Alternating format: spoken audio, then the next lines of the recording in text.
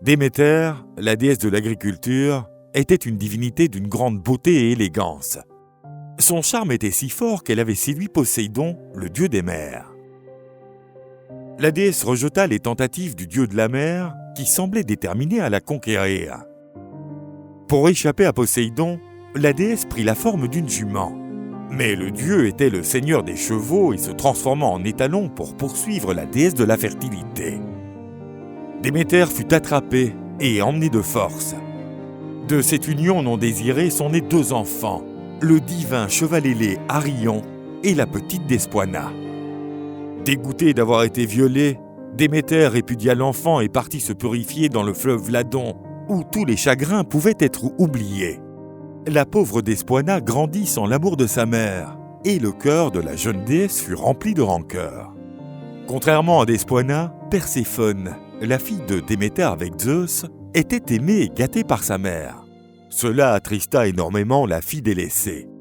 Lorsque Perséphone partait rejoindre Hadès dans les enfers, elle était toujours attristée et négligeait ses devoirs de déesse de l'agriculture. Despoina profitait de ce moment pour détruire le travail de sa mère. Elle générait des gelées qui ruinaient les récoltes, et pendant l'hiver, la neige rendait les champs stériles. Elle gelait également les rivières, les lacs et les bras de mer pour punir son père. Bien qu'elle ait un cœur glacial, elle a trouvé un partenaire aimant en Boréas, une divinité qui représente le vent glacial du Nord. Lorsque Perséphone, la déesse du printemps, revint après un séjour aux enfers, elle vit que les fleurs qu'elle avait cultivées avec tant d'amour avaient été détruites. Et c'est ainsi qu'elle apprit l'existence de Despoina, sa sœur. Perséphone et Despoina se rencontrèrent, et bien qu'étant des déesses de natures opposées, il n'y avait pas de place pour le désaccord entre les sœurs.